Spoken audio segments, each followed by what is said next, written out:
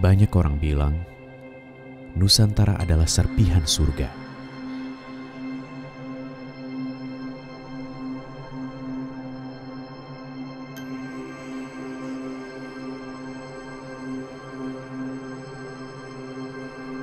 Serpihan sejarahnya semakin digali semakin pasti.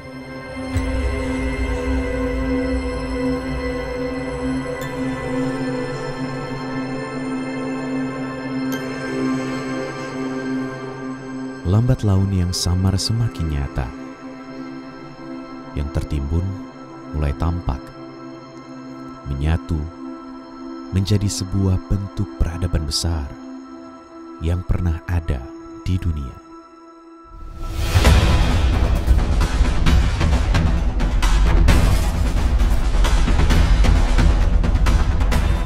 Empat overlander Indonesia tergabung dalam tim ekspedisi Discover Nusantara menelusuri jejak peradaban leluhur untuk memperkuat akar identitas bangsa Indonesia yang Bhinneka Tunggal Ika.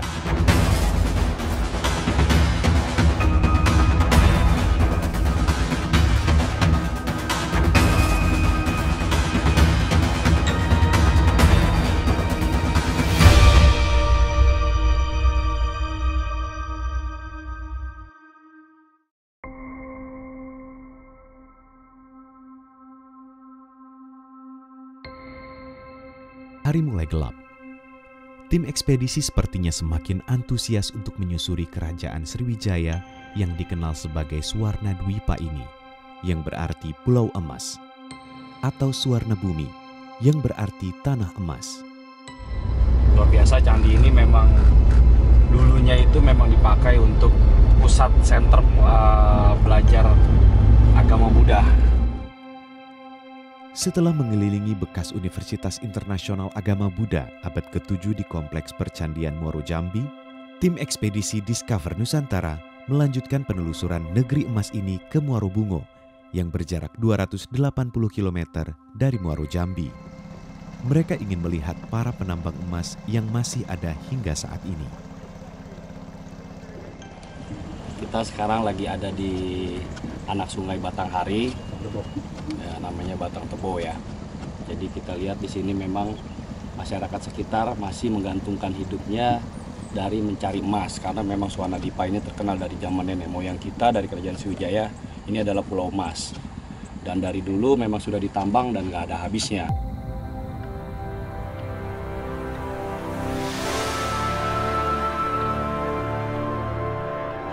I will let you into my secret world.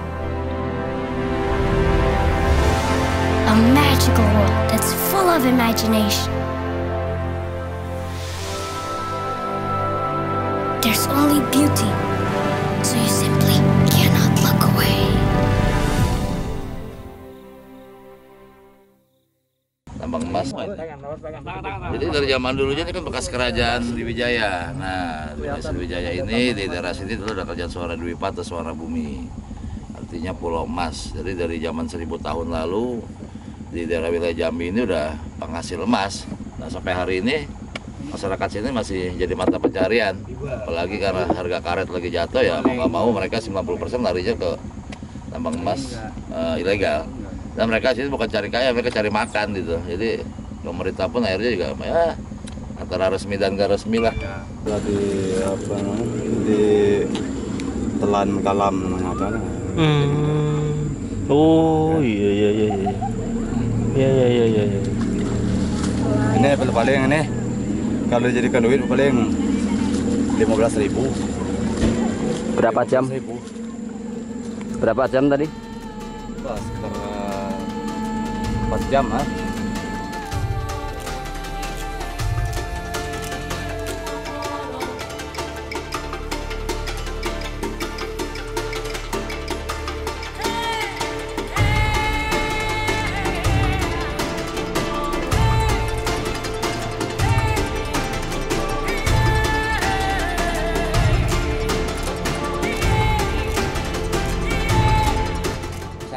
Dengan dayung itu saya kebayang zaman Sriwijaya itu bagaimana mereka pindah dari daerah ke daerah. Saya sangat menghargai apresiasi ke nenek moyang kita dulu yang tidak pernah hidup di semacam comfort zone seperti kita sekarang. Jadi dulu dengan fasilitas yang ada, mereka mencari tempat pemukiman, tempat pemujaan. Jadi saya sangat bangga banget. Jadi kita bayangkan dulu arca-arca katanya yang dulu dikirim dari Jawa, itu yang beratnya 4 ton segala macam ditransportasikan lewat sungai ini. Dan ini banyak kan juga melawan arus ya. Jadi zaman dulu udah punya teknologi untuk membawa segala macam peralatan. Nah, itu juga satu challenge gitu. Jadi anak muda sekarang, generasi muda sekarang juga harus tahan challenge karena nenek moyang kita dari dulu juga memang tahan banting gitu ya. Di Indonesia ini ternyata di depan saya pun juga orang nyedot pasir bisa keluar emasnya. Nah, jadi memang ini sudah karunia yang di atas bahwa kita ini semuanya itu ada di bumi ini. Jadi kita harus menghargai sekarang, kita harus menjaga jangan sampai ini yang ada di sini itu diambil oleh bangsa-bangsa lain gitu loh. Nah, kita sendiri harus bisa mandiri untuk mengambil, mengeksplor hasil dari bumi Indonesia ini.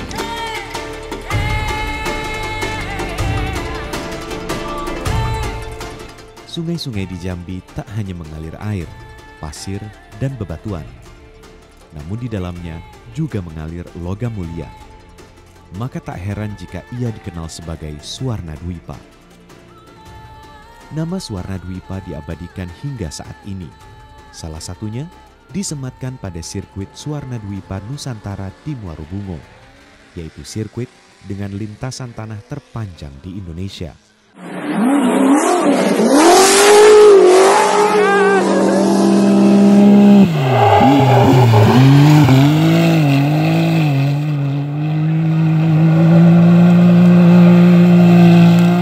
Sirkuit dengan luas area 20 hektar ini telah digunakan untuk menyelenggarakan berbagai kejuaraan nasional.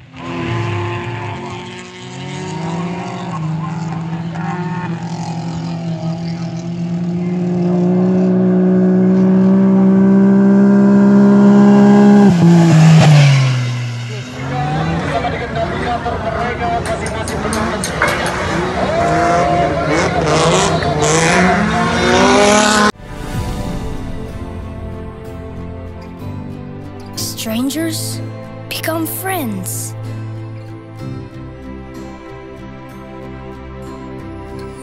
Sadness turns into joy.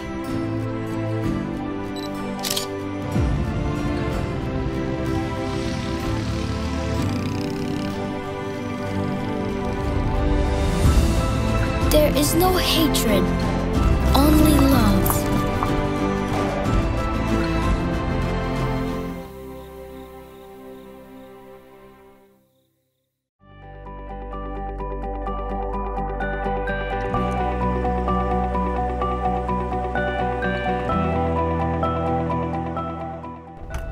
Ini areal sirkuitnya, sirkuit Suwarna Dwipa Nusantara.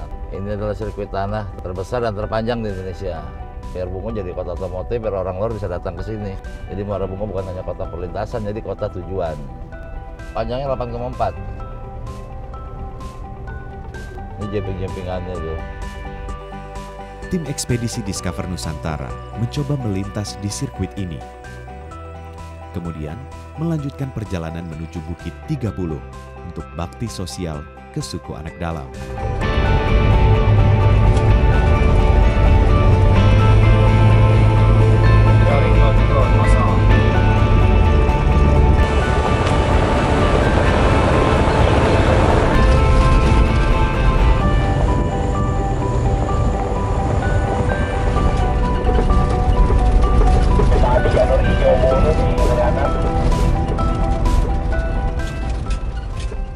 Rute menuju pemukiman suku Anak Dalam di Bukit 30 cukup sulit. Mulai dari sungai, jalan tanah, dan berlumpur.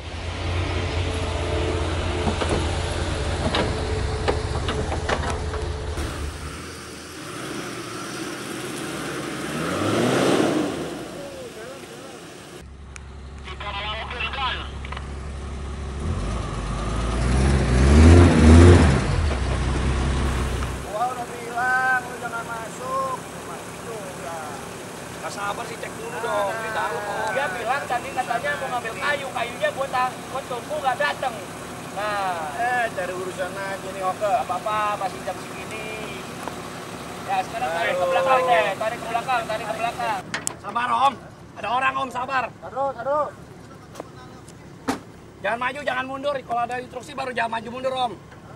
Pakai radio aja, pakai radio. Oke, kita ya. pakai radio ya. Ya oke. Oke siap, ya gua ke dalam dulu nih. Ya, Pak Tani maju dulu. Pak Tani harus maju dulu. Terus Pak Tani terus. Oke, maju pelan-pelan ya, oke.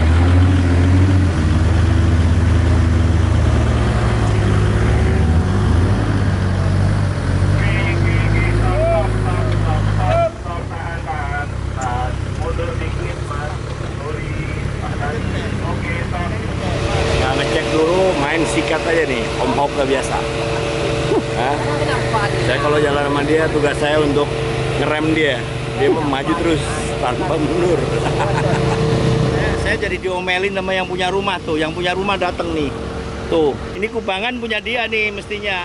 Oh, diomelin loh. Ya kadang-kadang kita kalau ngotot tuh kadang-kadang kita harus berpikir realistis. Kadang-kadang kita salah atau kita bener. Tapi kali ini gue yang salah.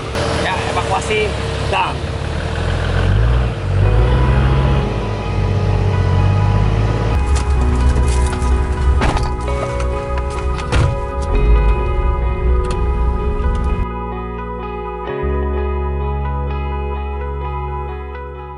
Setelah berhasil dievakuasi, tim ekspedisi melanjutkan perjalanan. Ketemu hardtop di keren. Rul, hardtop kuning Rul, BPKB-nya dibawa nggak itu Rul? Langsung tinggal Rul. BC45. Nah, ini di depan kita ada BC45.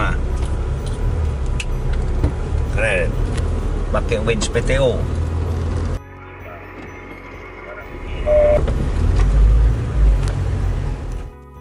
Untuk menghemat waktu, mereka melintasi Sungai Muaro Tebo menggunakan kapal ponton karena bisa menghemat waktu 1 jam jika dibandingkan menggunakan jalur jembatan.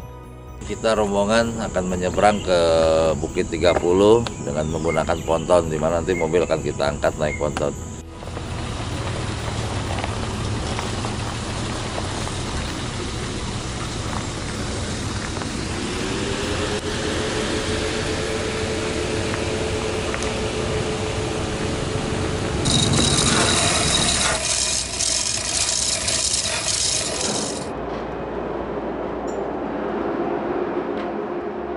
Ini jalan motong, jalan aslinya tuh lagi karena semalam hujan jadi banyak berlumpur, kita nggak bisa lewat sana, kita terpaksa motong lewat nyebrang sungai karena di Bukit 30 itu ada sekitar 50 orang suku anak dalam yang ada di dalam satu perkampungan. Rencana kita pun akan mengasih bakti sosial di sana.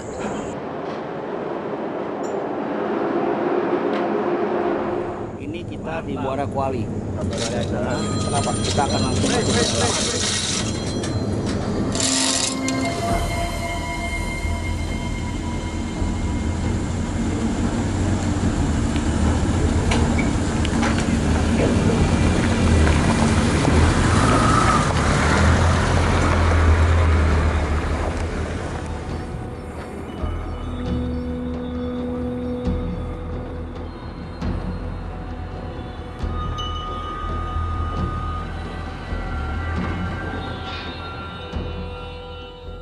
Empat jam kemudian mereka tiba di tujuan, yaitu pemukiman suku anak dalam.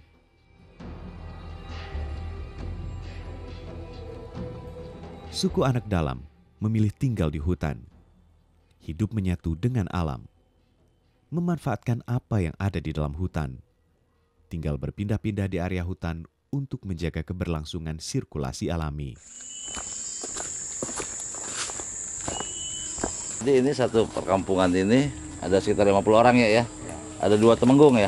3. Jadi satu perkampungan ini kira-kira 50 orang, ada 3 temenggung. Temenggung itu kira-kira kepala sukunya lah. Nah ini ada Pak Hasan ya. Yang ini Pak. Satu lagi. Pak Buyung. Pak Buyung. Pak Bujang Kabut ya. Nah ini ruang tamunya, untuk tamu yang situ ruang keluarga, tidak boleh masuk. Ya. Kalau macam bapak, rumah perempuan muda kau tak boleh duduk.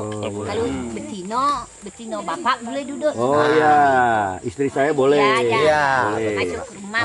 Boleh. Ke rumah dia bisa. Ya. Karena dia masih gadis. Iya. Ya, oke. Iya. Konon, suku anak dalam adalah para prajurit Pagaruyung yang enggan menyerah pada penjajah.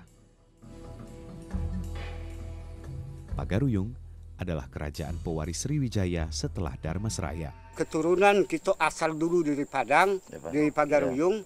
Nah, anak suku dalam adalah sejarahnya Pak pucuk gadung sama pucuk padi. Kalau tadi kepingin pada pucuk gadung putih, kami mengambil pucuk gadung. Jadi adalah kata pemerintah kita, siapa mengambil pucuk gadung larilah dalam hutan. Siapa mengambil pucuk padi, tutup tanilah di luar.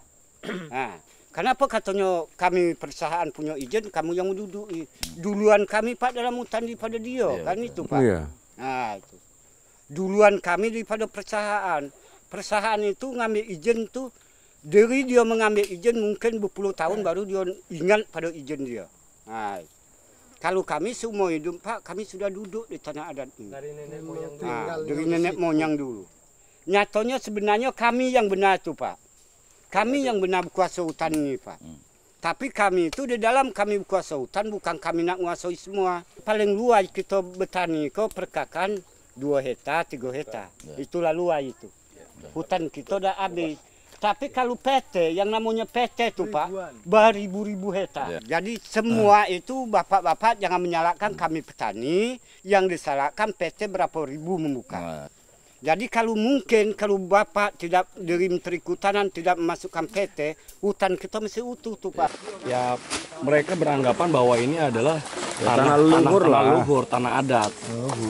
Dan tumpah darah mereka di sini, tetapi pemerintah tidak mengakuinya karena memang secara legalitas ini adalah tanah konservasi, hutan konservasi. Jadi mereka hanya butuh tanah negara, jadi mereka butuh pengakuan dari pemerintah sebetulnya.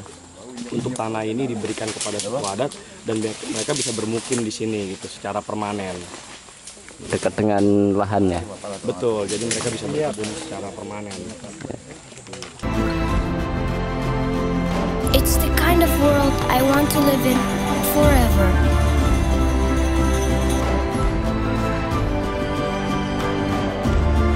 Where some days I can fly and touch the sky. Or on other days, I wake up and feel free.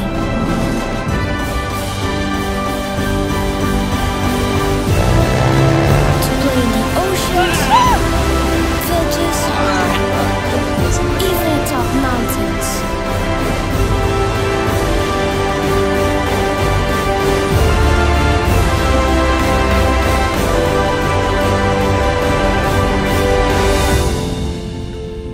I hope I can still remember how magical this world is after I grow up.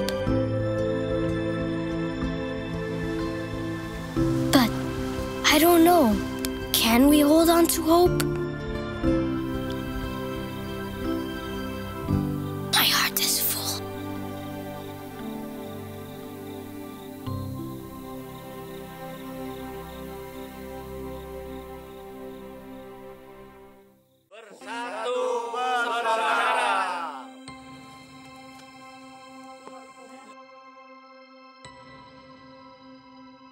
Tim ekspedisi berkemas.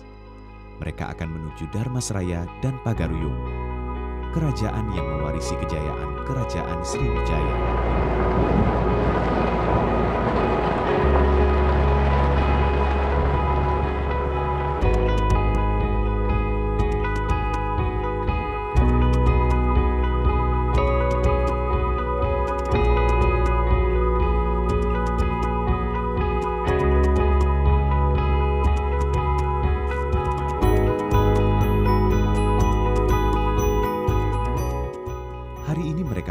Candi Parangroco di Dharmasraya, salah satu candi pada masa kerajaan ini. 15 kilo sampai nih kita, 25 menit. tiba-tiba gunung aja gitu Pak ya. Kemarin udah berapa 6 hari nggak lewat gunung ya?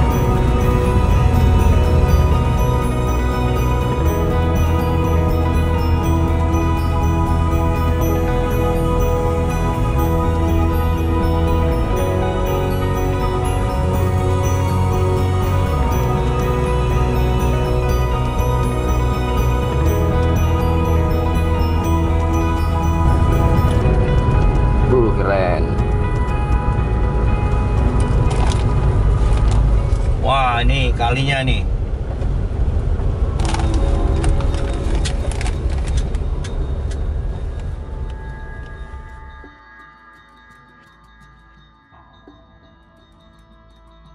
Pada tahun 1275 Masehi, Raja Kerajaan Singasari, Kertanegara, mengirimkan utusan ke Sumatera yang dikenal dengan ekspedisi Pamalayu. Kemudian pada tahun 1286 Masehi, ia kembali mengirimkan utusan untuk mengirimkan arca Amogapasa yang ditemukan di Parangroco.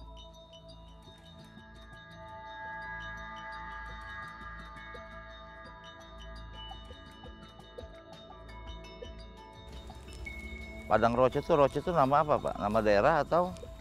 Nah, di sini ada. Ini kan namanya adalah kompleks Candi Percandian Padang Roco. Kemudian yang dikatakan Padang itu adalah kawasan yaitu luas ya, satu Padang tempat. Kemudian yang Roco ini adalah diambil dari nama yaitu patung, kalau dikatakan apa, patung atau arca. Arca. Nah, kemudian inilah hubungannya dengan arca ini dengan yang dikatakan arca Berawa, yaitu satu kiriman dari Singosari itu untuk Dharmasaya, yang dinamakan orang sini yaitu patung Aditya Warman. Gitu. Patung Aditya Warman. Itu dibawanya dari Kerajaan Majapahit dulu di kesini. Singosari, Pak. Singosari ya. Kertanegara itu ya Pak ya. Berarti memang dibawa dari sana ke sini, memang. Bukannya dibuat ini kan di sini, ya? Ada dua nih Pak. Yang pertama ada arca Berawa itu namanya, dan kemudian yang satu lagi ada namanya Amogapasa. Nah ini adalah satu kesatuan yang dikirim sebagai tanda persahabatan dari Singosari. Iya. Tanda persahabatan. Tim ekspedisi Pamalayu kembali ke Singasari dengan membawa 2 putri Melayu, yaitu Dara Petak dan Dara Jingga. Kemudian Dara Petak dinikahi oleh Raden Wijaya, Raden Majapahit yang menggantikan Singasari. Sedang Dara Jingga dinikahi Sira Alaki Dewa yang melahirkan Aditya Warman yang kelak menjadi Raja Kerajaan Dharmasraya. Kemudian ibu kotanya dipindahkan ke Batu Sangkar. Tim Discover Nusantara melanjutkan perjalanan menuju Batu Sangkar. Prasasti-prasasti masa Aditya Warman saat ini dikumpulkan dalam satu komplek cagar budaya Aditya Warman.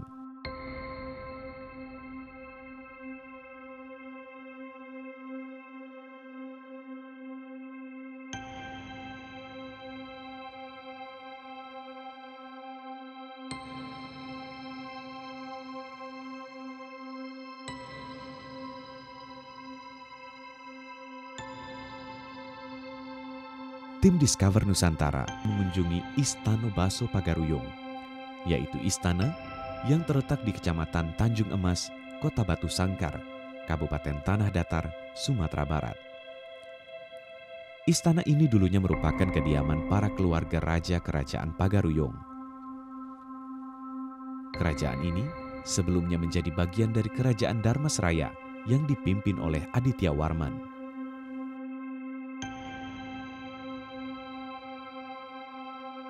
Ikuti terus perjalanan tim ekspedisi Discover Nusantara pada episode-episode selanjutnya untuk memahami peradaban tinggi leluhur Nusantara.